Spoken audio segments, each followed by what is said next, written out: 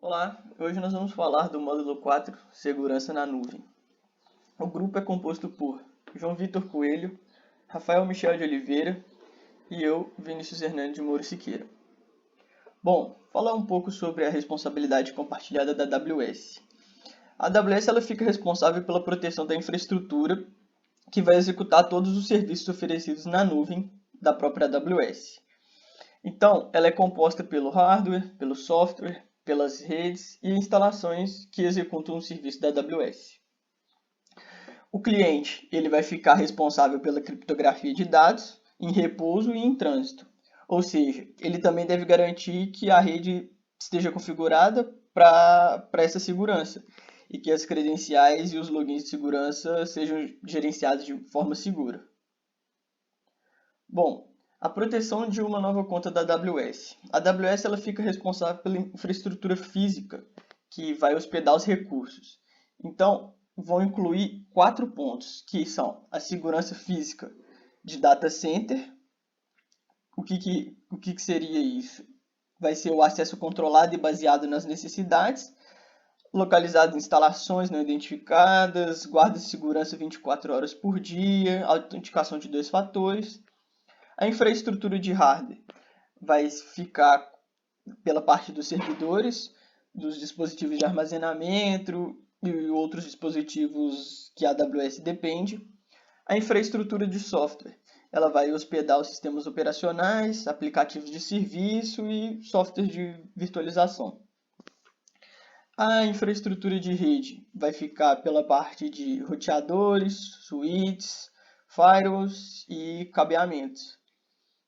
E aí a AWS também vai monitorar continuamente a rede em limites externos, protegendo esses pontos de acesso, né, que oferecem infraestrutura redundante que podem detectar intrusão. Bom, sobre o IAM. O que é o IAM? O Identity and Access Management. Ele vai permitir controlar o acesso a serviços de computação, armazenamento, banco de dados e aplicativos na nuvem. E ele pode ser usado para lidar com autenticação e para especificar e aplicar políticas de autorização, para que os usuários possam especificar quais eles podem acessar quais serviços. Então, você tem o serviço, né, de autenticação, especificar e aplicar as políticas de autorização, conceder o acesso temporário a recursos específicos da AWS e seria basicamente isso, Ian. Eu sou o Rafael, eu vou falar um pouco sobre algumas proteções de uma nova conta da AWS. Na AWS se encontra dois tipos de usuário, o usuário raiz da conta e o IAM, que o Vinícius acabou de falar. Existem algumas práticas recomendadas para não usar o usuário raiz da conta para uso diário, somente quando for necessário para trocar algum plano da AWS e algo desse tipo. A AWS recomenda que você use o IAM para fazer permissões, para usar diariamente. Ele recomenda que você use o usuário raiz para criar os IAMs e dar permissões a ele. A AWS também disponibiliza um Multi-Factor Authentication. Você tem que habilitar ele quando você faz login da conta, isso falando do usuário raiz, e você, habilitando ele, você precisa autorizar toda vez os seus próximos logins. A AWS também disponibiliza o AWS CloudTrail. Ele rastreia algumas atividades do login em sua conta. Então, ele basicamente registra todos os logs que são realizados na sua conta. Ele registra as solicitações de API para recurso da conta e alguns dados de eventos nos últimos 90 dias. Porém, esse tempo pode aumentar se for necessário. A AWS também recomenda habilitar um relatório de faturamento como o Bucket do Amazon S3. Ele monitora o uso da AWS e fornece algumas cobranças associadas à sua conta. Tipo assim, então fica, quanto mais você usa, mais você paga.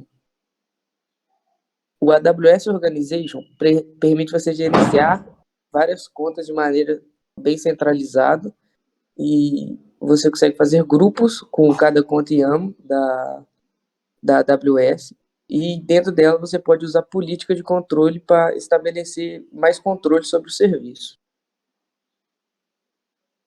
Os SCPs, eles são esses grupos, então o que você pode fazer dentro desses grupos é limitar a permissão de determinado grupo, garantir o controle de cada grupo e você nunca permite ele, você sempre dá a permissão mais alta de determinado grupo.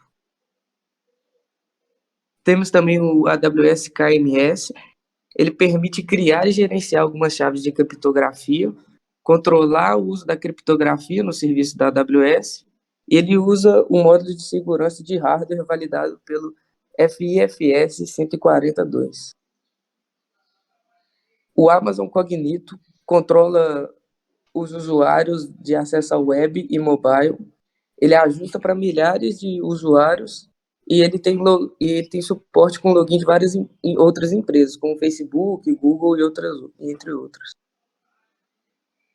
O AWS Shield é um serviço gerenciado de proteção contra DDoS. Ele protege os aplicativos que são executados na AWS. Existem dois pacotes, o Standard, que não tem custo adicional, e o Advanced, que é meio pago. E ele usa para você minimizar o tempo de inatividade e latência do aplicativo. Aí agora é o João. Então, vamos lá, gente. Sou o João, né? Dando sequência ao Rafael. A AWS, ela contrata órgãos de certificação externos, né? E também auditores independentes, para que assim a gente possa fornecer, né? Eles, no caso, possam fornecer aos seus clientes informações sobre as políticas, os processos, os controles estabelecidos e operados pela AWS.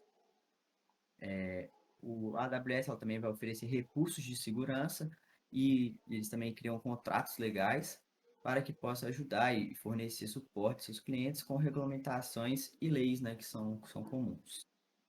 O AWS Config, que a gente cita aí, ele é um serviço que ele vai permitir para a gente estimar, auditar e também avaliar as configurações dos recursos da AWS. O AWS Config, ele também monitora e registra de maneira contínua as configurações de recursos da própria AWS e também vai permitir que a gente automatize a avaliação das configurações registradas.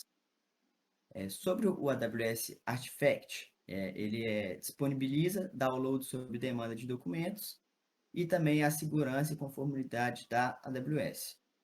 Como relatórios de certificações ISO, o PCI, que seria o Payment Card Industry, e também o SOC, que é o Service Organization Control.